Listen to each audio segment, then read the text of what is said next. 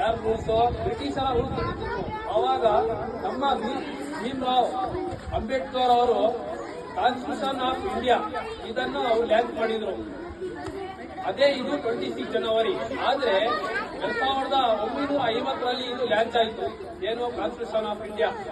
ಇವಾಗ ಜಾತಿತ್ಯ ನಮಗೆಲ್ಲ ಸಮಾನತೆ ಇದೆಯಲ್ಲ, ಅವಾಗಿಂದಾನೇ ಬಂದಿದ್ದು. ಅದಕ್ಕೋಸ್ಕರ ನಾನು ಏನ್ ಹೇಳಕ್ ಇಷ್ಟಪಡ್ತೀನಿ ಅಂದ್ರೆ, ಇವಾಗ ನಾವು ಅವಾಗ ಹಳೆ ಕಾಲದಲ್ಲಿ ಏನಿತ್ತು ಅಂದ್ರೆ, ಬಾವಿ ಹತ್ರ ಹೋದ್ರೆ ಫಸ್ಟ್ ದೊಡ್ಡ ಜಾತಿಯರು ಇದ್ದಾರಲ್ಲ ನೀರು ತಗೋಬೇಕಾಗಿತ್ತು, ಆಮೇಲೆ ಕೀಳು ಜಾತಿಯವರು ಇದ್ದಾರಲ್ಲ ಅವರು ಆಮೇಲೆ ನೀರು. ಸಮಾನತೆ ಇರಲಿಲ್ಲ. ಅವಾಗ ನಮ್ಮ ಭೀಮರಾವ್ ಅಂಬೇಡ್ಕರ್ ಅವರು ಜಾತ್ಯತೀತ ರಾಷ್ಟ್ರ ತಂದ್ರು, ಪ್ರಜಾಪ್ರಭುತ್ವ ತಂದ್ರು. ಇವಾಗ ಇಲ್ಲಿ ನಿಂತು ನಾನು ಮಾತಾಡ್ತೀನಿ ಅಂದ್ರೆ ಅದಕ್ಕೆ ಭೀಮರಾವ್ ಅಂಬೇಡ್ಕರ್ ಕಾರಣ. ಇಷ್ಟು ಮಾತನ್ನ ನಾನು ಹೇಳಕ್ ಇಷ್ಟಪಡ್ತೀನಿ. ನನಗೆ ನಮ್ಮ ಪೋಷಕರು ಮತ್ತೆ ನಮ್ಮ ಟೀಚರ್ಸ್ ಎರಡು ಮಾತಾಡೋಕ್ಕೆ ಅವಕಾಶ ಕೊಟ್ಟಲ್ಲ. ನಾನು ಅವರಿಗೆ ತುಂಬ ಧನ್ಯವಾದಗಳನ್ನು ಹೇಳ್ತೀನಿ. ಜೈ ಹಿಂದ್, ಜೈ ಕರ್ನಾಟಕ.